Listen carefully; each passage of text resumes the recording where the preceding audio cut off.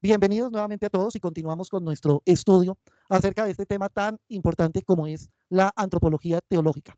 Y apenas estamos en la introducción, pero pues con una profundidad muy grande, y estamos estudiando el primer relato de la creación, y vamos escasamente en el versículo 26, primer renglón, y ahí nos quedamos bastante tiempo y no he terminado todavía, para explicarlo, digamos, con la profundidad que requiere.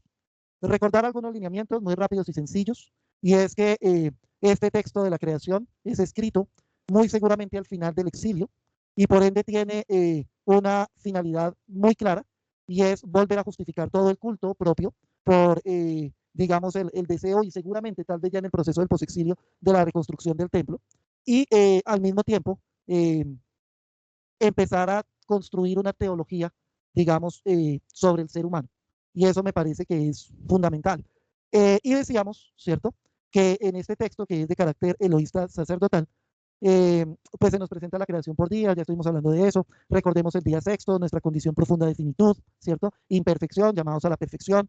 Decíamos, Dios no crea nada perfecto, sino perfectible, y Dios justamente lo va perfeccionando por medio de su acción constante, específicamente al ser humano, que siendo del día sexto y compartiendo por ende la naturaleza de los animales, también está llamado al día séptimo y hay algo que lo diferencia de ellos. Entonces, bueno, sigamos. Estimadísimos, estimadísimas, gracias por estar viendo el contenido del canal. Rápidamente quiero invitarte en primer lugar a que visites nuestra página teopraxis.com, en donde podrás encontrar información sobre nuestros cursos y al mismo tiempo apoyarnos. Además de ello, recuerda siempre suscribirte al canal, darle like al contenido y al mismo tiempo generar tus comentarios y formular tus preguntas. De ellas, algunas serán seleccionadas para responder en videos cortos. Gracias. Vamos, porque esto es muy extenso, para que podamos avanzar.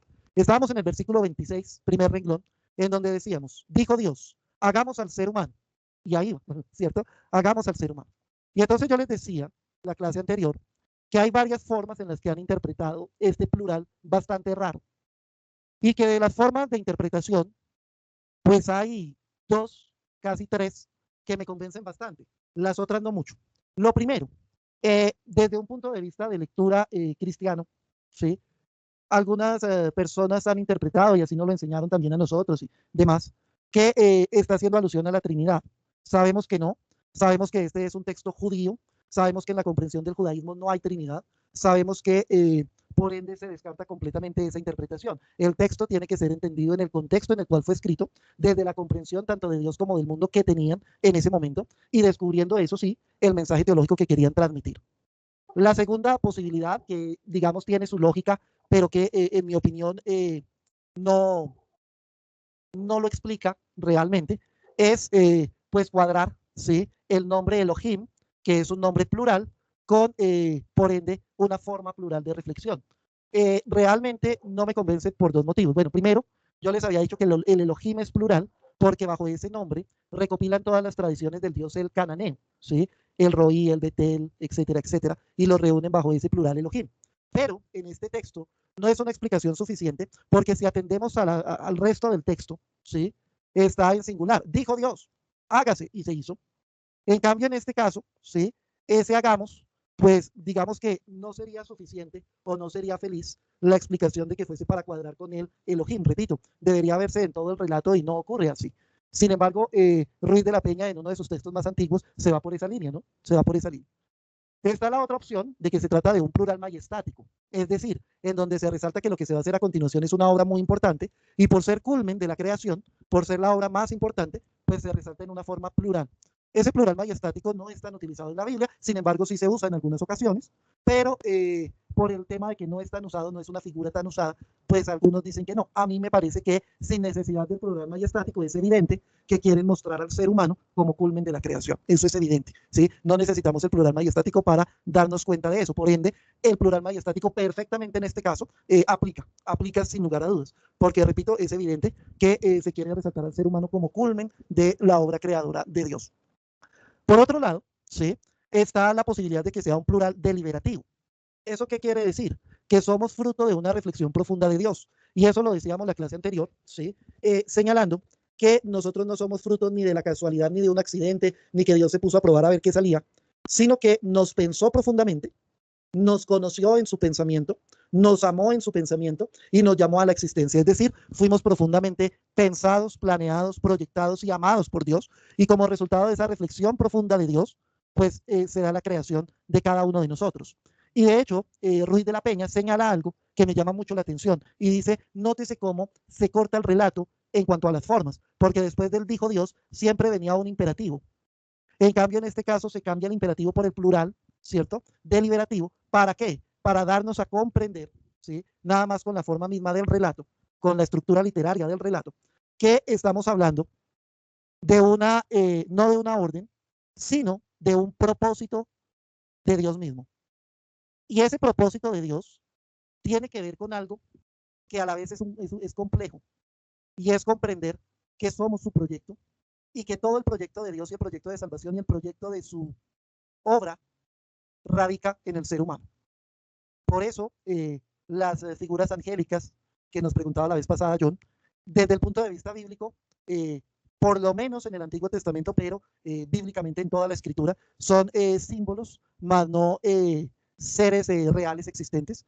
Y eso se debe a que la Biblia toda nos está mostrando que el proyecto de salvación se da para el ser humano y que el proyecto de Dios es el ser humano y que el sueño de Dios es el ser humano y que la espiritualidad de Dios es el ser humano y que el interlocutor de Dios es el ser humano. ¿De acuerdo? Entonces, eso, digamos, hasta ahí del plural y de cómo se rompe el relato para cambiar de un imperativo a un propósito o proyecto. ¿Listo? Recuerden, ustedes pueden preguntar todo lo que quieran frescos. Sigamos. Dice, dale, Julián. Bien. Gracias, estaba esperando día libre. Siempre a las 10, frescos. Dale. Gracias. Iván, una preguntita. Yo soy un poco inquieto, ¿cierto? Y por lo general no me quedo quieto en todo lo que escucho. Yo anoté, puse mucha atención en la anterior. Y bueno, es claro que lo complementamos con lo que tú dices hoy, que somos el proyecto de amor de Dios, ¿cierto? Y por eso Él nos hizo razonables por encima de cualquier especie, porque somos su proyecto más importante. Pero me quedó una frase sonando la clase pasada y me puse a investigar muy juicioso. Y es que tú decías, Dios perdió su omnipotencia en el momento en que creó al ser humano, ¿cierto? A mí me quedó sonando y entré en crisis de fe y toda la cosa. ¿Y cómo así que perdió su omnipotencia? Y me puse a leer teología de la creación, me puse a indagar, a preguntar. Y yo concluía, así, desde mi punto de vista, que realmente Dios no perdió su omnipotencia, o si no, no sería Dios, ¿sí? Porque cuando hablamos de la omnipotencia, estamos hablando de esa persona que es superior al ser humano, ¿cierto? Que no se agota, no se extingue, no se cansa, ¿cierto? Y que desafía lo que nosotros llamamos el cronos, que es el tiempo de nosotros, ¿cierto? Y pone su tiempo, que es el famoso kairos. Entonces, cuando yo miraba, yo decía, no, pues realmente Dios no perdió su omnipotencia porque nosotros no somos más que Dios. Nosotros seguimos regidos bajo el poder de Dios, ¿cierto? Y obviamente, si hablamos antropológicamente, uno se da cuenta que hay muchas cosas que ni siquiera, llamémoslas entre comillas, Dios no las provoca, las provocamos nosotros mismos con nuestras acciones, ¿cierto? Sí, que ¿por qué la contaminación? No, somos culpables nosotros, Dios no dijo, hágase la contaminación para ellos. Pero pienso, no sé, es un debate, me gusta esta clase porque sé que es como forma de debate, pienso que Dios no ha perdido su omnipotencia porque Él sigue siendo Dios y en el momento en que Él diga, esto se acabó, fue que se acabó y se acabó. Y por más que nosotros le digamos, oiga, recuerda que usted nos dio la libertad y usted no tiene omnipotencia, pues Él nos va a decir, lo siento, chavitos, tome lo que le corresponde, ¿cierto? Entonces, y lo relaciona al Nuevo Testamento, ¿no? Que habrá un juicio, nos tenemos que presentar ante el tribunal de Dios, y si nos presentamos ante un tribunal es porque Él es omnipotente, o si no, nos sentaríamos a tomar algo, una chela, alguna cosa, pero es mi duda, ¿no? Y la pongo como sobre la mesa, Iván, porque me queda la duda y me puse a averiguar y tal vez no sé por qué la noción no la comparto del todo. No, eso está muy bien, de eso se trata. Lo que pasa es que, la respuesta está fregada. ¿En qué sentido? Mira, varias cosas. Lo primero, cuando, digamos, se empezaron a generar los atributos de Dios, ¿sí? Eso formó parte de una teología, ¿sí? Que se desarrolló y que encuentra su culmen especialmente en la Edad Media, ¿sí? Y realmente era más un estudio de metafísica que un estudio de teología, que es lo que uno encuentra, por ejemplo, en la Suma Teológica de Santo Tomás, un gigante, no se puede negar, pero que se tiró la fe en muchas cosas, ¿sí? Entonces, ¿qué hizo Santo Tomás de Aquino? Que ya está absolutamente replanteado en la teología moderna. Santo Tomás lo que hizo fue ponerse a mirar, que eso además no es de Santo Tomás, sino era de San Agustín, es que San Agustín fue el grande realmente. Ponerse a mirar las perfecciones que habían en la naturaleza, ¿sí? O lo llamaban así, las perfecciones de la naturaleza, pero digamos los atributos más profundos que se encontraban en la naturaleza, y utilizaba una cosa que se llama la vía de la analogía, ¿sí? ¿Qué quiere decir eso? Si en el mundo existe ese atributo tuvo que ser dado por aquel que lo creó. Y si en la naturaleza ese atributo es limitado, en aquel que lo creó debe ser ilimitado. Por ende, ¿en qué consistía esa teología? Miremos esos atributos, quitémosle toda la limitación y elevémoslo a lo infinito, y eso es Dios. ¿De acuerdo? Entonces, de ahí salen todos los atributos de la teología antigua y medieval sobre Dios. De ahí sale el omnisciente, omnipotente, sempiterno, omnipotente, todo eso sale de allá. Entonces, si en el mundo hay conocimiento y sabiduría, bacán. Eso tuvo que ser dado por alguien, ¿cierto? Que tiene que ser sabio en sentido absoluto y que tiene que saberlo todo y conocerlo todo. Entonces, Dios es omnisciente. ¿Qué quiere decir? Que lo sabe todo y no como nosotros que tenemos un conocimiento limitado. Entonces, digamos que esa teología surge de esa forma de construcción, ¿sí? Entonces, cuando llegan y dicen, oiga, venga, espere, en la naturaleza hay poder, eso es evidente, en la naturaleza hay poder, ¿sí? Si en la naturaleza hay poder, ese poder tiene que venir del que la creó. Si eso es así, Dios tiene que poderlo todo. Y en su poder, en su poder no debe haber ningún límite. Entonces es el omnipotente. Y entonces desde ahí viene esa concepción de que Dios todo lo puede, ¿sí? Pero realmente correspondió a esa teología. Si nosotros miramos desde el punto de vista ya de la teología moderna, ¿sí? Desde Rahner para acá, incluso antes, resulta que la comprensión cambió por una cosa muy sencilla. Porque nos dimos cuenta, y de hecho Santo Tomás se dio cuenta y estuvo a punto de quemar su obra, que realmente más que hablar de lo que Dios es, está diciendo lo que Dios no es. No es limitado, no es finito, no es contingente, no tiene límites en sus capacidades, en Dios no hay potencias sino facultades plenas y todo eso, ¿sí? Pero era una teología que se imaginaba a Dios en su trono sentadito, rigiendo el mundo, ¿sí? Como yo suelo decir molestando, en la nube voladora de Goku, rigiendo el mundo. Pero resulta que cuando nos metemos en la revelación, ese no es Dios. ¿Por qué? Porque Dios es aquel que desde el mismo momento en que creó, ya vamos para allá, se metió en lo que creó especialmente en el ser humano. Y cuando Dios asume y abraza la finitud, ¿sí?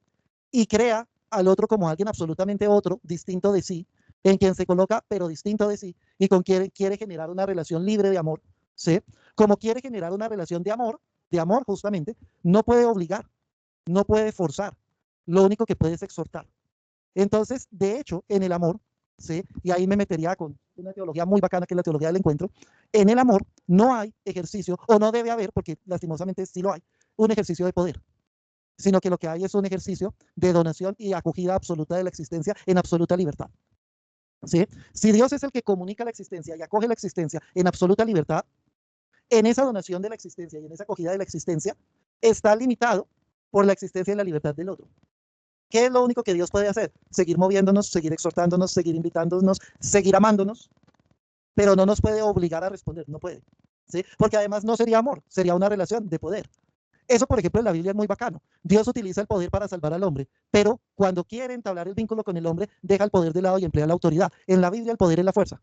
Y el poder lo utiliza, por ejemplo, en el Nuevo Testamento, llamémoslo así, en curaciones, ¿cierto? Y en exorcismos. Ahí utiliza el poder, pero de resto nunca utiliza el poder.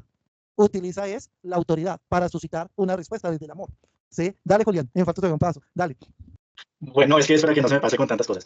Pero digamos, entonces ahí viene otro meollo en el que pues, no quiero meterme a profundidad, ¿no? Pero entonces, si tú miras, uno ve una materia, ¿cierto? Que son los padres de la iglesia, ¿cierto? Que no recuerdo cómo se llama esa materia. Bueno, Patrística y patrología. patrística, patrología. Correcto. Entonces, le ponen a uno a San Anselmo y a Tomás de Aquino allá en la cúpula de la montaña, ¿cierto? Entonces, nos ponen, por ejemplo, a Tomás de Aquino. Entonces, si uno se pone a mirar sobre lo que estamos hablando, ¿cierto? De Tomás de Aquino, entonces Tomás de Aquino, él dice, bueno, yo manejo que la lógica, la geometría y la aritmética vienen del fundamento de las cosas creadas, ¿cierto? Y él pone la teoría y dice, bueno, Dios puede crear un triángulo que no mida en sus ángulos 180 grados, ¿cierto? Entonces dice, no lo podría crear porque él no puede ser contrario a la lógica de lo que creó, ¿cierto? Y se pega a San Anselmo, que San Anselmo dice, no, hay muchas cosas de las que Dios no puede hacer, ¿sí? Sencillamente hay muchas cosas que Dios no puede hacer. Y se vuelven, llamados entre comillas, padres de la iglesia, ¿cierto? Son eje fundamental. Pero entonces dirían, ese pensamiento que están pronunciando, que hablamos que, yo digo, gracias a Dios en mi concepto de la teología moderna los ha aterrizado un poco más, ¿cierto? Entonces uno dice, ¿cómo podemos estar fundamentados sobre de pronto esos patrones que no eran congruentes con lo que otros mismos padres de la iglesia decían? ¿Me hago entender? Correcto. Entonces, o sea, yo entiendo la posición total que tú dices, y obviamente si es una teología del encuentro, claramente es un vínculo de amor, es como, yo pienso como una relación amorosa, ¿cierto? Uno no puede tener a la pareja amarrada al pie de la cama y decirle que lo ama, no, es una cosa libre, que fluye, ¿cierto? Pero entonces, ¿dónde queda la posición de Dios fuera de la teología del encuentro? ¿Me hago entender? Porque, digamos, yo pongo un ejemplo súper loco, no, me muero, y entonces yo llego y el Señor me dice, usted, ¿cierto? Para el infierno, no cumplió con las obras. Le digo, ay, Señor, pues que esto es una relación de amor. Tú querías, pero tal vez yo no, es que no estaba listo, no eras tú, era yo qué sé, ¿cierto? Y entonces el Señor va a decir, eso no es así. Yo soy Dios y establecí unas normas o unas leyes, o bueno, establecí una obra de amor para que ustedes hicieran mi voluntad. Entonces me hago entender como que se cruza, pues me hago entender, queda como el enrolle de que entonces sí es una relación libre de amor, que es como la que vivimos todos los seres humanos, ¿sí? Algunos estamos en un curso como antropología teológica y espiritual y otros andan sentados viendo televisión. Correcto.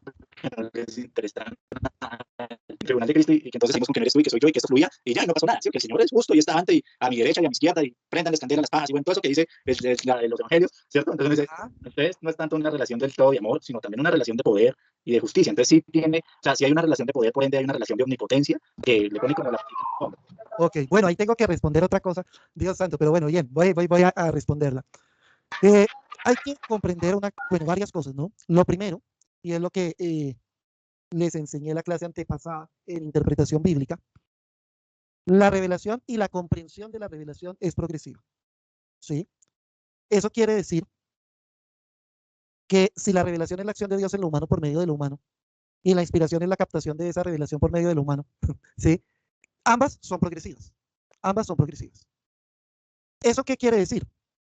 Que nosotros no podemos tomar, ¿sí?, el Levítico y decir, eso es la voluntad de Dios. En un momento, eso fue como interpretaron la voluntad de Dios en un momento determinado, ¿cierto? Y la misma dinámica de la revelación termina replanteándolo hasta el punto de que Jesús lo replantea por absolutamente, ¿sí? Porque ahí hay un criterio de progresividad. Y eso quiere decir que esa progresividad se sigue dando también en el estudio teológico. Santo Tomás fue muy importante, pero desvió mucho la teología de los mismos padres de la iglesia, ¿sí?, para tratar de hacer una filosofía sobre Dios, ¿sí?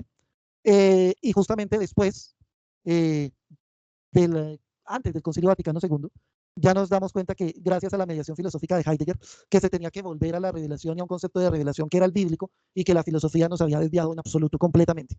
Ahora bien, por otro lado, tú me hablas del tema del juicio, y eso está bien, y no pretendo en esta clase resolverlo en unos minutos. Hay una clase sobre eso que no hemos terminado, esa es del semestre pasado y les debo todavía el cierre, que es la clase de escatología, ¿sí? Y en la clase de escatología, para no, digamos, ampliarme, pero sí darte una respuesta pues más o menos completa. Justamente o hicimos un estudio de la escatología de una manera transversal, es decir, progresiva, ¿sí? Ahí hay dos maestros. Nuevamente aparece Ruiz de la Peña, porque la escatología es una plenitud de la antropología. Eso es innegable. O sea, la escatología es antropología 2. Nada que hacer, ¿cierto? Entonces, ¿qué dice Ruiz de la Peña en ese texto y que hace una síntesis de muchos autores? Que si nosotros queremos comprender el tema, tenemos que partir de un estudio transversal. Y voy a ir completo, pero muy rápido. Resulta, ¿sí?, que los primeros textos que se escriben en la escritura realmente son los profetas, ¿sí? De pronto antes había unos códigos legales pequeños, probablemente el decálogo, que nunca viene de la época de Moisés, sino de David, muy pequeños, y los primeros textos son los profetas, de la Edad de Oro, siglo VIII. Resulta que en esa comprensión, ¿sí?, de los profetas, Dios funciona como juez. Y eso también tiene que ver con un resultado de la historia. ¿Por qué? Porque resulta que Dios en un comienzo era un Dios peregrino, que se comprometió y construyó un pueblo de la nada, sin exigirle nada a cambio. Por eso antes de Moisés se planteaba una alianza unilateral y no bilateral en algunos textos o relatos. Y de hecho no se hace un pueblo de los mejores, ¿cierto? Algunos nombres de las tribus, o como les decían, eran los apirú, es decir, eran los bandidos de la época. Y de eso Dios se construyó un pueblo. Y el hecho paradigmático de la revelación veterotestamentaria es el Éxodo, que en ningún momento fue el paso por el Mar Rojo, no se me asuste, eso nunca pasó, ¿sí? Los textos más antiguos en la misma escritura, y cuando uno va al estudio de la historia uno se da cuenta cómo fue la cosa, ¿sí? Realmente el éxodo se dio por un motivo. Resulta que los egipcios se pusieron a pelear con los hititas, el faraón se fue de valiente a conquistar, ¿sí?, y le hicieron una emboscada y casi lo matan. Entonces, para poder salvar al faraón, que se quedó en la mitad de camino, ¿sí?, todas las tropas de Egipto fueron a tratar de salvarlo. De hecho, lo salvan y de hecho sí ganan la guerra, ¿sí? Pero cuando todas las tropas se vuelan, pues obviamente los esclavos dicen, ay, pues madre, no hay quien nos cuide, vámonos. Y se fueron por el mar de las Cañas. Resulta que ese hecho se convierte en el hecho paradigmático. ¿Y por qué paradigmático? ¿A qué me refiero con eso? Que ellos interpretan ese acontecimiento como la revelación por excelencia de Dios. Y tienen toda la razón, lo es, ¿sí? ¿Y cuál fue la revelación? Pues que Dios no quiere ni la esclavitud ni la opresión, sino que lo que quiere es la justicia y el derecho. Los dos pilares del mensaje profético, Mishpah y Sedaká, justicia y derecho, ¿cierto? Pero resulta que ocurrió algo, y es que como ese Dios, ¿sí?, caminante, ya los constituye y les da un pueblo y les da tierra, resulta que el Dios peregrino ya no sirve para nada. ¿A mí para qué me va a servir un Dios caminante si yo ya tengo tierra? Lo que yo necesito es que la tierra produzca. Y ahí es cuando el pueblo se empieza a inclinar por los dioses de la tierra y por los dioses de la fecundidad, Baal y Astarte, ¿cierto? En donde tenemos el contexto de Elías, Eliseo y demás.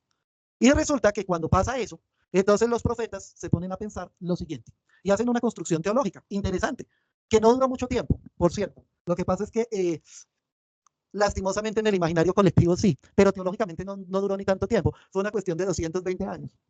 Tampoco fue tanto. ¿Y qué fue? Incluso menos. Pues que Dios, como ya no era el caminante, entonces ahora se convirtió en el juez. ¿Cuál es la función de Dios? Juzgar. ¿Y cuál es la función de Dios? Retribuir, ¿cierto? Entonces al que se porta bien, Dios lo retribuye, y al que se porta mal, Dios lo castiga. ¿Cómo retribuye Dios? Con 4 cosas: tierra, salud, descendencia y prosperidad. ¿Cómo castiga Dios? Con las mismas 4 cosas, ¿cierto? Y resulta que montan toda la estructura. Y entonces Dios, justamente, profeta Oseas, profeta Amós, etcétera, etcétera, los primeros, empieza a llamar a juicio a su pueblo, entre comillas, ¿cierto? Y utilizan de hecho unas estructuras literarias para ello, que son los RIP. Y entonces en esas estructuras literarias, Dios llama a juicio a su pueblo porque la tarea de Dios es retribuir, ¿sí? Y entonces resulta que los mismos profetas empiezan a darse cuenta de a poquitos que eso que ellos mismos habían construido no era tan cierto. ¿Por qué? Porque hay gente que está prosperando, pero a partir de la injusticia social. Y ahí es donde tú encuentras toda la profecía de Amós, ¿cierto? Hay de ustedes que viven haciendo trampa en los negocios, comprando la justicia, llenos de corrupción. Eso también era en esa época, no solo ahorita fresco, ¿cierto? ¿Sí? Y resulta que por todo eso prosperaron y ustedes están pensando que esa es la bendición de Dios. Pues no, sepan que todo lo contrario, están haciendo todo lo que Dios no quiere y tarde o temprano va a tomar cuenta de sus actos, ¿cierto? De hecho, muchos textos se estructuran así. Sin embargo, hay algo llamativo. Y es que la estructura es misericordia, pecado, castigo, misericordia. Es decir, la última palabra de Dios nunca es el castigo. La palabra de Dios es la misericordia. Incluso hay una cosa que está estudiada en las subestructuras bíblicas. Y tú te puedes dar cuenta que todos los relatos veterotestamentarios terminan en misericordia. Todos. Incluso yo me ponía a hacerles en ese curso, ¿cierto? La división en tradiciones, ¿no? Porque está justamente que la elohista, que la sacerdotal, por ejemplo, en el Pentateuco. Y yo les decía, miren una cosa, las más radicales terminan con que Dios tiene que perdonar. Y si el Dios del Antiguo Testamento no nos gusta porque era fregado, pero la última palabra incluso de los más fregados era que Dios perdonaba, entonces el Dios del Nuevo Testamento es el que es hijo de madre. Si nos vamos por ese lado, no, hay que entenderlo en la progresividad, ¿de acuerdo? Porque en el Antiguo Testamento la palabra de Dios siempre es perdón.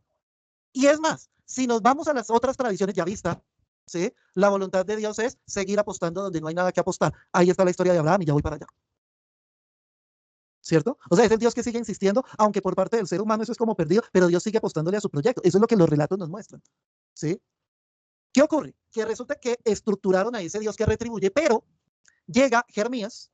Los que ya llevan tiempo conmigo saben que para mí es el personaje más hermoso, más grande, el teólogo más grande del Antiguo Testamento. Y Jeremías tumba absolutamente la retribución. De hecho, hay unos textos maravillosos de las confesiones de Jeremías peleando con Dios. Oiga, hermano, usted es un Dios justo, ¿sí o no? Venga, explíqueme una cosa. ¿Por qué razón los malos les va súper bien y se multiplican? ¿Y por qué razón los que hacemos su voluntad cada vez estamos más jodidos y usted se pierde? Si usted es un Dios que retribuye, muéstreme en dónde está su retribución, porque no existe. Y le pelea a Dios. Es más, va a terminar diciéndole un texto que lo replican en Job. Maldito el día en que nací. El día en que dio a luz mi madre no sea bendito. Y recuerden que para Jeremías, ¿qué había ocurrido en el vientre materno? La consagración. ¿Qué le está diciendo Jeremías y se lo dice de frente? Maldito el día en que usted me consagró. Porque es por usted que me han perseguido, me han querido matar, he tenido todos los problemas del mundo y usted me prometió que iba a estar conmigo, mi madre, y nunca aparece. Si usted es un Dios justo, dígame dónde está su justicia, porque por ningún lado se ve. No es cierto, no pasa. Y la retribución se cae. Y cuando se cae la retribución, entonces surge una pregunta más fregada. Y ahora entonces, ¿qué sentido tiene la fe? Y ahora entonces, ¿qué sentido tiene Dios? Y llegan entonces a una conclusión, ¿cierto? Y es la siguiente. Bueno, eso se demoraron un montón de tiempo, ¿no? Porque el pobre Jeremías buscó respuestas y respuestas y respuestas, y la única respuesta que tiene es, ¿y yo quién soy para preguntar? Pobre Jeremías, ¿cierto? Y es la misma respuesta de Job. ¿Y quién eres tú para preguntarme? Venga, a ver ¿quién es usted para cuestionarme a mí que soy Dios, ¿no? Pero resulta que obviamente la cosa no podía terminar así. Y entonces empiezan a preguntarse, bueno, entonces, ¿qué puedo esperar de Dios? Y ahí es donde viene, por ejemplo, la hermosísima literatura sapiencial, especialmente el Coelet, que me encanta.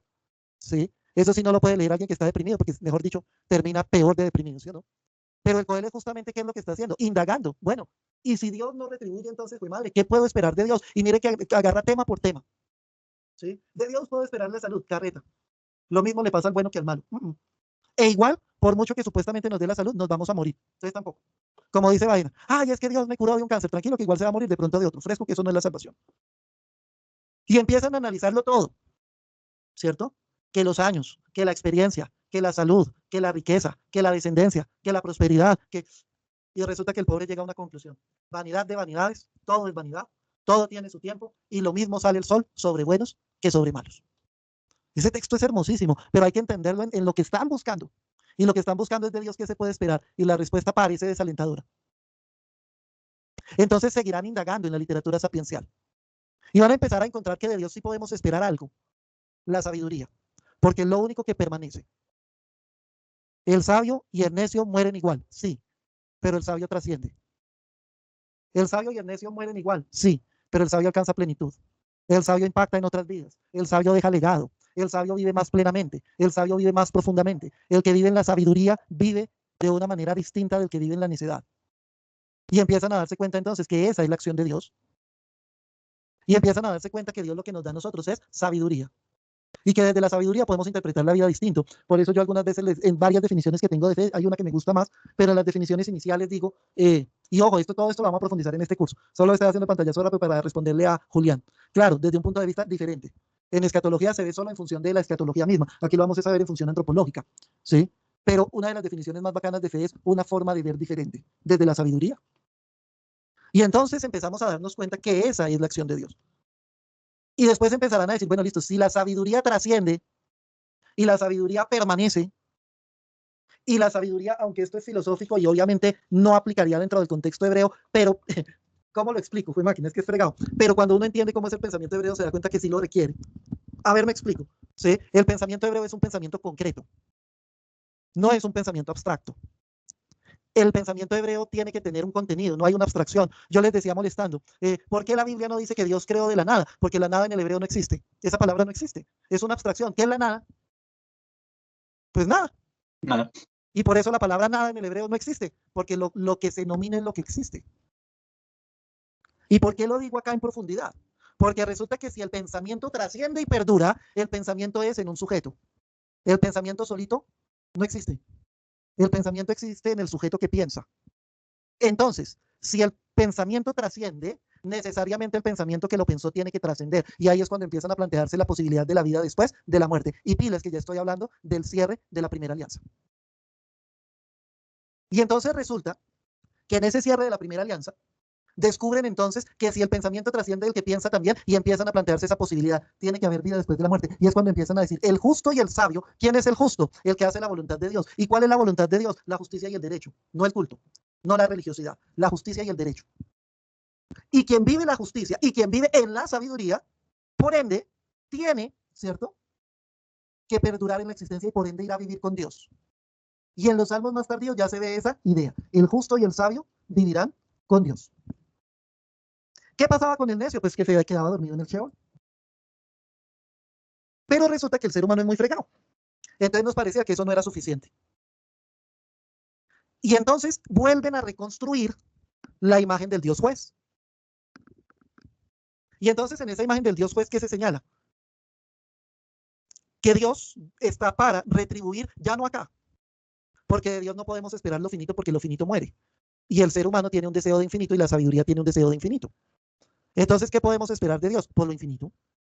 Y entonces, ¿Dios en dónde premia? Pues en lo infinito. ¿Sí o no?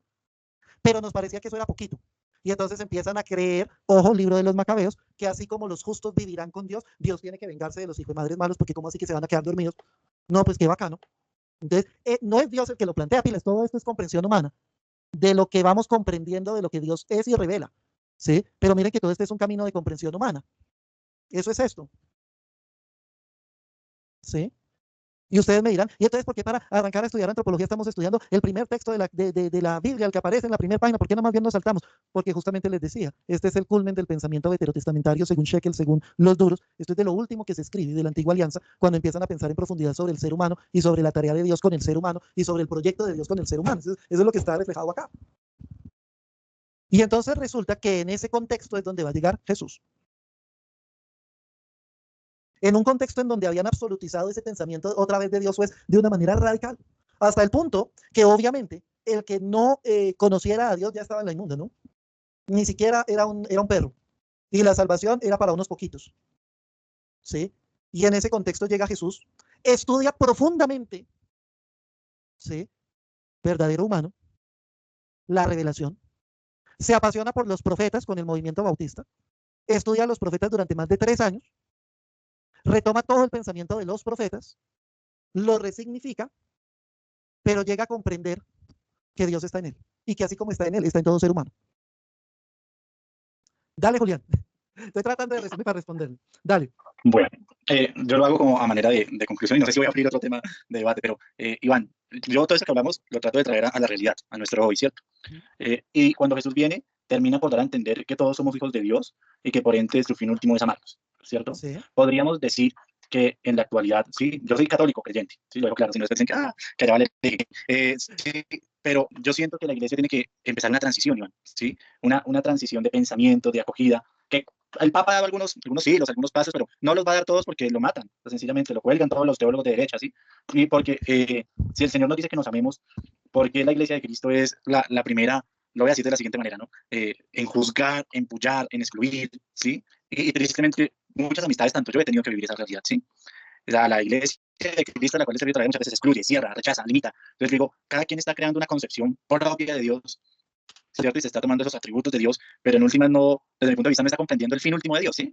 Correcto. Digamos, yo, sin mentirlo, yo no soy muy amigo del apóstol Pablo, ¿sí? Porque me parece que es un apóstol tajante, y yo sé que sobre él se basó la escritura del Nuevo Testamento y todo el tema, pero yo digo, pero ¿qué le pasa a este hombre? Yo creo que al final no comprendió del todo el mensaje de Cristo, ¿sí? Porque en su segunda de Corintios se riega, ¿cierto? Y esto no heredarán el reino de Dios. Y uno mira y uno dice, pues nos jodimos, estamos todos en su lista, ¿sí? Es la voluntad de Dios, pues debemos empezar por comprender a los otros, ¿sí?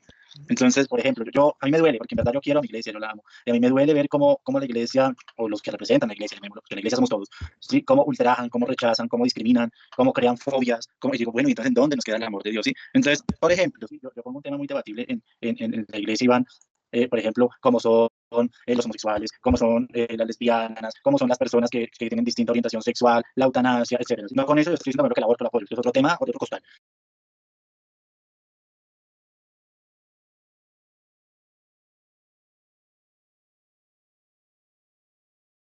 Lo primero, efectivamente, lastimosamente, el mensaje de Jesús se nos perdió hace mucho tiempo, ¿sí? Y se ha convertido en una iglesia que en lugar de ayudarnos a la promoción humana y a vivir realmente el proyecto de Dios, a veces, si algunos me lo han escuchado, se ha convertido en un nuevo fariseísmo disfrazado de cristianismo. Justamente, esta clase específica es para descubrir eso, qué es el hombre, qué es lo que Dios quiere del ser humano. Y aquí hay una cosa, ya vamos a llegar allá, pero te quiero responder y quiero hacer también una claridad. La finalidad de Dios no es solo amarnos, su ser es amarnos, ¿sí? Pero amar significa entregar la existencia para que el otro se planifique.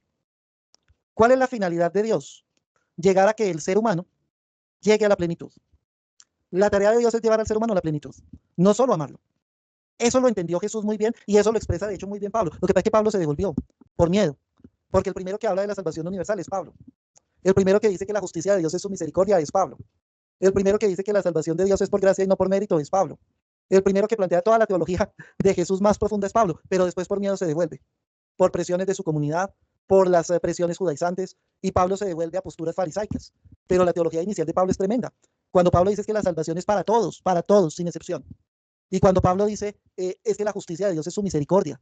Y cuando Pablo comprende que en el Antiguo Testamento Dios perdonaba, pero en el Nuevo Testamento Dios no perdona, sino que justifica, que es muy distinto. Es decir, cuando decimos que todo el proyecto de Dios está puesto para el ser humano, y cuando decimos que todo el proyecto de Dios es la planificación del hombre, tenemos que entender que el proyecto de Dios es un Dios que quiere elevar al hombre a la divinidad.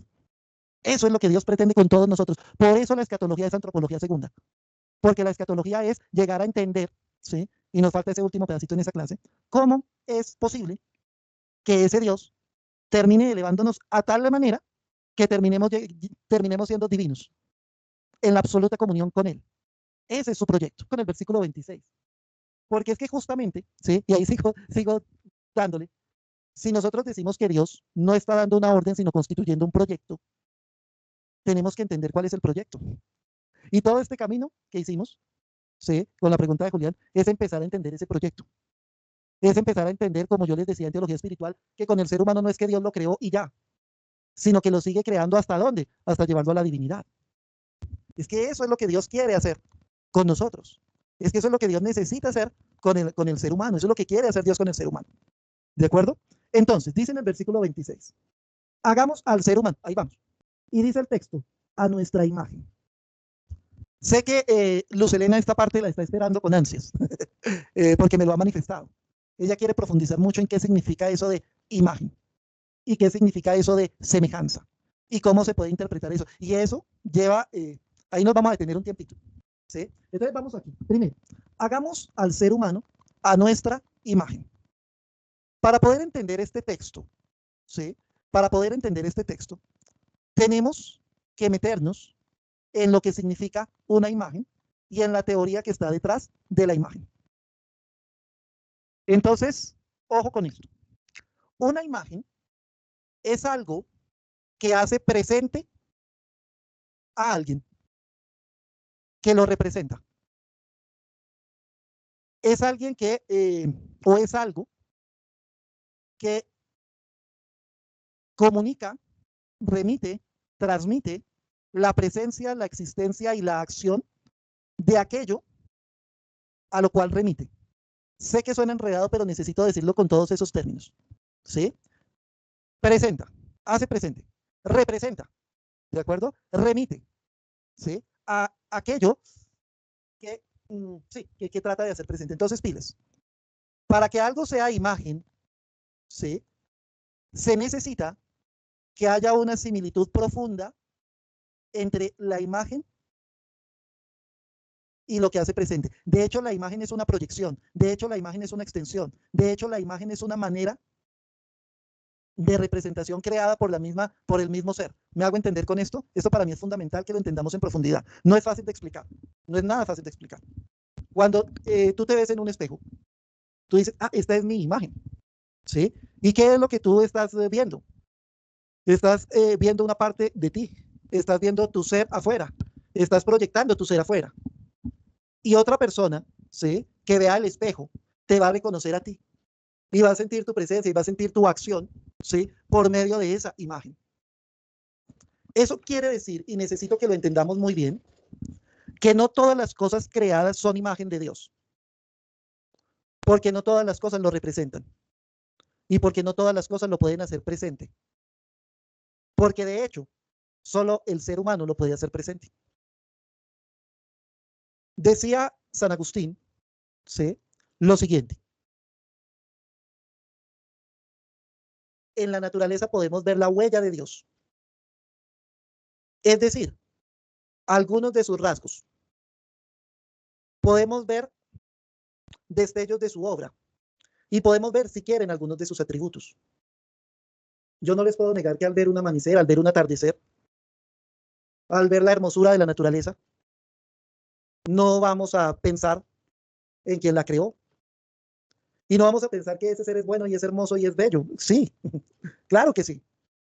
Pero no puedo verlo a él, ni puedo ver su acción presente. Puedo ver un vestigio que me remite a él, pero no lo puedo ver a él plenamente. Él no puede actuar ahí plenamente. Él no puede hacerse presente ahí plenamente. Por eso esas cosas son huellas, son vestigios, son sombras, dirá San Agustín, no imagen, no imagen. ¿Por qué? Porque aunque en ellas podemos, repito, remitirnos al Creador y ver algunos atributos, si quieren, del Creador, Dios no está en ello. Dios no se puso allí. Dios no se puso allí. Dios no se puso en el sol, Dios no se puso en el árbol, Dios no se puso en el perro, Dios no se puso en el gato. ¿No? Y eso no le quita su hermosura, y eso no le quita su belleza, y eso no le quita su ser huella, y eso no le quita el que nos remite al Creador. No lo quita, no lo quita. Pero aquí estamos diciendo algo mucho más profundo que eso. Cuando nosotros hablamos del ser humano, no estamos hablando de que al ver al ser humano yo puedo pensar en un Dios que creó al ser humano. No, no, no, no, no, no, no. También pasa, pero no. Es que al ver al ser humano estás viendo a Dios en él. Estás percibiendo la acción de Dios en él. Estás percibiendo la obra de Dios en él. En ese ser humano Dios está aconteciendo. En ese ser humano Dios te está hablando. Eso es mucho más complejo y profundo. Entonces, cuando en el texto se nos está diciendo, vamos a hacer al ser humano, ¿sí? A nuestra imagen, lo que Dios está diciendo es, este es mi proyecto y me voy a meter en él. Me voy a poner en él, voy a habitar en él, voy a estar en él. Él es mi representación porque yo voy a estar dentro de él. Él es mi imagen porque yo voy a estar dentro de él. ¿De acuerdo? Eso es lo que está detrás de esta decisión que Dios tomó. Eso. Un Dios que creó a todo lo demás muy chévere, muy bonito, cuasi perfecto, pero en nada de eso se puso. Y todo lo construyó pensando en aquel en quien se iba a colocar. Todo lo colocó en función de aquel en quien él se iba a poner. Todo lo creó para que el ser humano encontrara un ambiente propicio para poder desarrollarse, para poder planificarse, para poder trascender, para poder ir descubriendo el camino de plenitud, para poder ir llegando a la salvación misma. Y entonces, este Dios, ¿sí? Pilas, se puso en todos, no en los buenos, en todos se puso. En todos habita, en todos está, en todos actúa. Todos nosotros somos una participación de su ser. Todos nosotros. Todos nosotros fuimos amados por Él. Todos nosotros fuimos pensados por Él y en todos se puso Él. Esto es tremendo. ¿Cómo es posible que Dios realice lo que acabo de hacer? La explicación ya está más o menos dada. Solo la voy a puntualizar y recordar. Primero, Dios es espíritu. Y el espíritu es ser en otro, impactar en otro, desarrollarse en otro, meterse en otro. Y ese Dios, que es espíritu, ¿sí? Lo es porque sus facultades o acciones fundamentales que se derivan de su ser más profundo generan esa trascendencia y ese impacto. Y con lo que hablamos me lo van a entender mucho más fácil. La sabiduría. Dios es sabio. ¿Y cómo se coloca en nosotros? Esa sabiduría divina está en nosotros y nos mueve desde dentro. Y por eso en nosotros hay deseo de plenitud, y por eso en nosotros hay deseo de perfección, y por eso en nosotros hay deseo de impactar profundamente en la vida de los demás, y por eso en nosotros hay una sed de sentido profundo de la existencia, y por eso en nosotros hay una sed de conocimiento, y por eso en nosotros hay una sed que no se acaba, de plenitud profunda, porque la sabiduría de Dios mora en nosotros, porque nuestra inteligencia es una participación de su sabiduría y en ella actúa su sabiduría. Me hago entender con esto, que es muy profundo y es muy grande y es muy tenaz. Dios es amor. Y como Dios es amor, ¿cierto? Su segunda facultad, amar. Dios se colocó en nosotros, es en nosotros. Y nos dio también esa capacidad de salir de nosotros. Y nos mueve a salir, y nos mueve a amar, y nos mueve a entregar la vida, y nos mueve a donar la existencia, y nos mueve a planificar a otros. Y nos hace descubrir que en esa salida a los demás radica la plenitud del ser humano. Y Dios es conciencia y memoria. Porque Dios siempre se acuerda de nosotros, porque se acuerda de su proyecto, porque se acuerda de su alianza. Y ese es el motivo de nuestra esperanza. Y esa memoria y esa esperanza, ese ser, esa memoria profunda está en nosotros. Y nos lleva a resignificar nuestra existencia y nos lleva a leernos a nosotros mismos de una manera distinta y nos lleva a comprendernos a nosotros mismos de una manera distinta. Y nos lleva a comprendernos en nuestra profundidad. Y coloca ese deseo profundo de que tenemos que ahondar en ese misterio que somos nosotros mismos. Esta parte nueva, esta nunca se las había hecho en ninguna clase. Esa es la manera como Dios se pone como espíritu. Esa es la manera como Dios se mete como espíritu. Esa es la manera como Dios nos mueve desde dentro como espíritu. Y por eso somos su imagen. Y por eso al colocarse Él como espíritu en nosotros, nos vuelve espíritus, ¿cierto? En finitud, pero espíritus. Y por eso somos su imagen. ¿De acuerdo?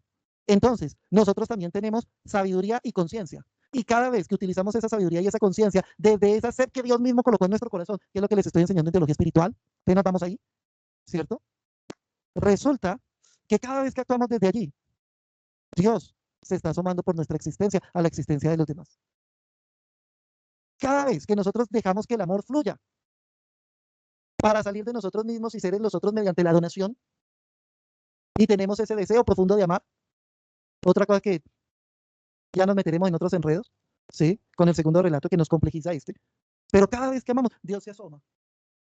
Y los demás pueden ver en esa salida de nosotros a Dios mismo. Esa es la revelación. Y cada vez que nosotros ahondamos en el misterio que somos nosotros mismos y ganamos en profundidad de la existencia, Dios se asoma. Y los demás perciben que en una vida profunda hay una acción de Dios.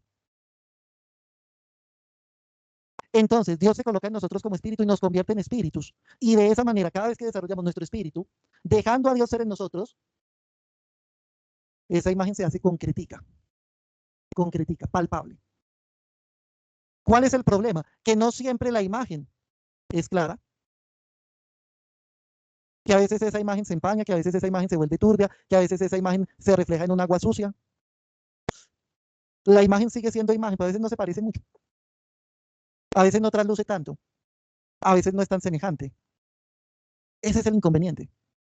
Eso quiere decir que la imagen ya la tenemos, ¿Cuál es la tarea? Ser semejantes. ¿Cuál es su proyecto? Ser semejantes a Él. ¿Cuál va a ser el culmen de su proyecto? Cuando seamos igualitos, diría Vaina. Y no cesa hasta que no llegue a desarrollar plenamente su proyecto, es decir, hasta que no lleguemos a ser absolutamente semejantes a Él. Absolutamente semejantes a Él.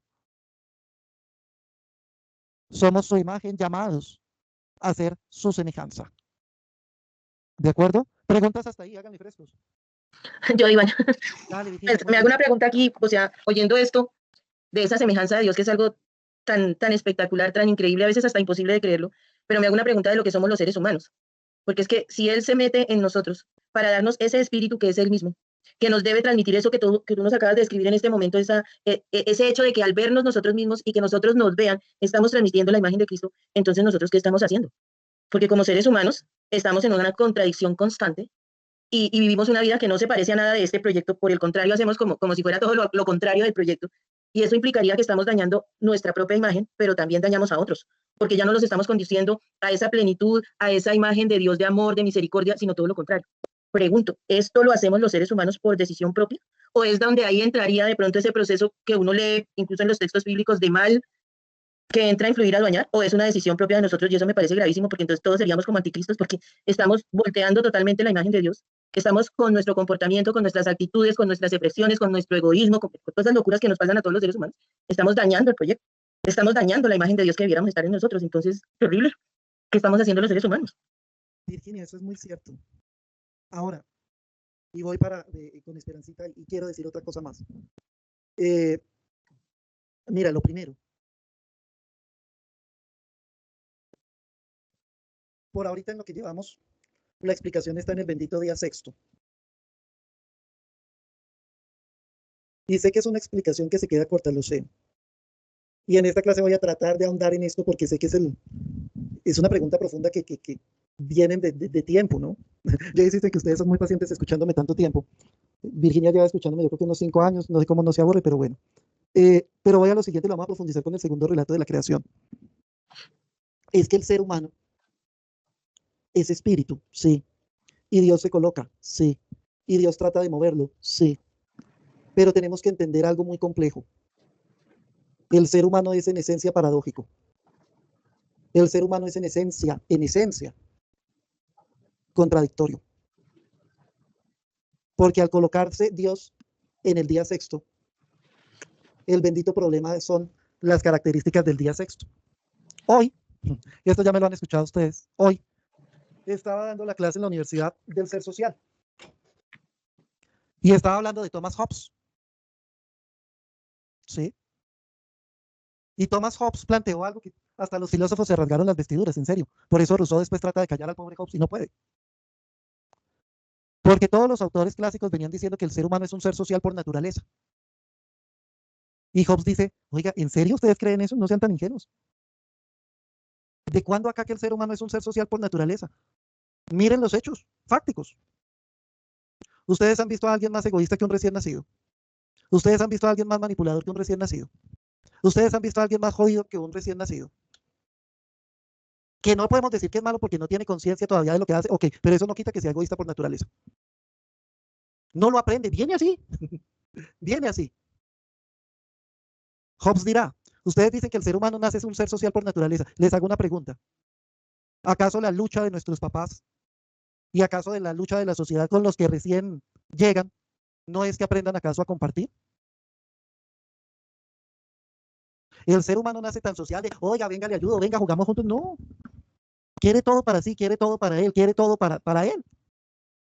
Hobbes dirá, ese es su estado de naturaleza. Ustedes saben que a mí me encanta hacer el diálogo Hobbes-teología. Para mí eso es lo máximo, porque fue el que mejor entendió lo que nosotros llamamos pecado, que en realidad es el estado de naturaleza del día sexto. Porque nosotros lo vemos en los seres humanos, pero también lo vemos en los animales. En los animales se llama instinto de conservación. En la religión le pusimos el nombre de pecado. Y Hobbes le puso el nombre de estado de naturaleza. ¿Y qué significa eso? Que todo ser del día sexto, es decir, los animales y nosotros, al nacer frágiles, contingentes, limitados, venimos con un chip automático de defendernos, de competir, de pasar por encima de los demás y de protegernos. Ese chip viene en nosotros, viene en nuestra naturaleza. Eso forma parte del día sexto. Fregadísimo, pues sí. Pero pues eso somos. Y no podríamos ser de otra manera. ¿De acuerdo? Porque Dios solo pudo crear en esa condición de imperfección, es que no podía ser más. ¿De acuerdo? Entonces, aunque por ahorita nos parece bobo el día sexto, y ya voy a volver sobre el día sexto. Voy a volver en la medida que vamos a avanzar, me va a volver. Pero es que esa condición del día sexto es muy tenaz. Porque esa condición del día sexto nos lleva a reconocer que aunque somos espíritu, en nosotros hay una naturaleza egoísta. Que aunque queremos ser sabios y queremos donarnos y queremos entregarnos porque somos espíritu, en nuestra misma naturaleza, por ser del día sexto, en nuestra misma naturaleza está el egoísmo, está la competencia, está la rivalidad, está el resentimiento, está la desconfianza, está el temor, está el competir con el otro, está pasar por encima del otro, está en defenderme del otro, está en el atacar al otro. Por eso nuestra naturaleza es contradictoria. Por eso somos un problema para nosotros mismos. Por eso hacemos el mal que no queremos y el bien que queremos no nos sale tan fácil. Porque nuestra naturaleza es contradictoria. Y eso Dios lo sabía. Y eso Dios lo asumió. Y por eso Él no se asusta por nuestro pecado. No ve que Él nos creó en eso. Es que Él nos creó en eso. No nos podía crear de otra manera. Nos creó así. ¿Cómo no nos va a amar y no nos va a aceptar si sabe en qué naturaleza nos creó? Si sabe en qué naturaleza se puso. Lo sabe. Lo sabe. ¿Sí? Y así nos creó. Es que no podía crearnos de otra manera. Voy, Esperancita. Y por último, quiero señalar algo. Antes de la pregunta de Esperancita. Algo en lo que no hice mucho énfasis, pero necesito hacer énfasis. Y dijo Dios, hagamos a Adán a nuestra imagen. Aquí estamos hablando de todos los seres humanos. ¿Sí? Con todas sus riquezas, con todas sus limitaciones, con todas sus características genéticas, con todo lo que es, todo. Porque es que este texto lo utiliza para decir, es que Dios creó varón y mujer. El sentido es otro. Todos los seres humanos, sin excepción, independientemente de su identidad sexual, de su condición genética, de todo ser humano, es imagen de Dios porque Dios se puso allí. Y es profundamente amado por Dios porque Dios se puso allí. Y es abrazado por Dios porque Dios sabe en quién se puso, ¿no ven? Y es llamado a la plenitud de lo que es, porque así nos pensó y nos amó. Esto es muy tremendo. Por eso la distinción de sexo solo será después. Y lo mismo va a pasar en el segundo relato de la creación. La distinción de sexos es algo biológico, pero más allá de eso, mucho más allá de eso, está la comprensión de que en Adán, en la humanidad, los seres humanos de todos, sin excepción, son imagen de Dios y ahí Dios se metió. Y ahí Dios actúa, y ahí Dios es espíritu, y ahí Dios mueve el espíritu. Pero también somos del día sexto.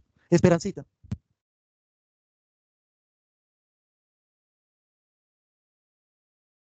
Esperancita se cansó de tener la mano arriba, por eso ya le dio el sueño. Esperancita, hola. Hola, Ivancito. Tranquila, bienvenida, dale. No, mira, y sobre el tiempo, pero pues es que con todo lo que nos has dicho, o sea, a mí me surgen muchas reflexiones en el sentido de que, bueno, Dios es espíritu y ese espíritu nos ha creado, somos su participación, como tú nos lo explicas, pero nos deja libres, ¿cierto? Y somos Correcto. imagen y semejanza. Correcto. Y en una naturaleza fregada. Por eso, pero en la clase pasada, yo no sé cuándo fue que yo te decía que entonces ese ADN de nosotros trae ese ser, espíritu, que es Dios. Sí. Pero en este espíritu que soy yo, y el de todo Adán, como dices tú, de toda esta humanidad, que es la que nos indica que Adán significa humanidad, existe el problema de que está el bien y el mal. Y precisamente yo me acuerdo incluso por las palabras de Jesús al decir, lo malo no está afuera, sino fíjense que está adentro. O sea, en ese ADN que tenemos, en esa naturaleza propia. Pero es que ese ADN viene de mi creador. Eso, es decir, que dentro de esa naturaleza espíritu, él también nos donó esa parte que es bueno y ser malo. Pues es que no podía hacerlo de otra manera. No es que no nos haya... A ver, quiero aclarar algo. La bondad y la maldad son valoraciones nuestras. Por eso, Dios mira, nos creó... precisamente el día sexto me lo aclara, porque tú me dices, el día sexto es para que nos concienticemos que somos un espíritu finito, limitado, Exacto, y el pensamiento de este ser humano es limitado. Por eso lo que este ser humano piensa también tiene una limitación. Por eso incluso entiendo lo que decía el compañero Julián. Bueno, para nosotros es limitado pensar en algo tan, como lo decía Baena, algo tan abstracto como es Dios. Y que él mismo decía, aquí nada en este universo existe para poder definirlo. Crean solo que es espíritu. Y entiendo que esa limitación humana que está en nuestra mente, en nuestra memoria, nos limita. Por eso es como tan terrible entender por qué actuamos con el bien y el mal. Yo estaba leyendo este libro de Mendoza, Satanás, donde Campo Elías es un ejemplo claro de un ser humano como nosotros, con todo lo que le pasó, y uno leyendo incluso lo que él escribía como diario, esa dualidad entre el bien y el mal, y toda la controversia, todo lo que él precisamente analizaba, de por qué ser tan diferente al resto, ¿no? ¿Por qué se siente tan excluido? ¿Por qué hizo lo que hizo? O sea, es como esa dualidad de siempre entre el bien y el mal. Y pero si esto viene incluso desde Dios, ¿sí me entiendes? Porque yo no creo que como el cuentico que nos dieron desde pequeñitos, desde que tiene un angelito bueno y un angelito malo, y uno en un oído y el otro en el otro oído, y uno que te dice, no hagas esto, y esto sí, que uno lo entendió de niño con esa creencia de que sí, tenía el diablito al lado y tenía el angelito al otro. Entonces, o sea, esta parte es muy, pues sí, para reflexionar muchísimo y para poder precisamente como sacar como ser humano uno sus propias conclusiones, porque yo escuchándote, yo me acuerdo en la clase de teología espiritual, lo que a mí me aclaró mucho lo que decía Karl Rahner, ¿no? Que es basado en nuestra experiencia que podemos hablar, ¿no? No de algo tan abstracto como tratabas tú de decir de Santo Tomás de Aquino, sino que, pues, vuelvo y digo, la limitación del hombre, el pensamiento es limitado, entonces nos limita muchísimo a entender mucho esta parte entre lo del bien y el mal, y siempre será la controversia de todo ser humano.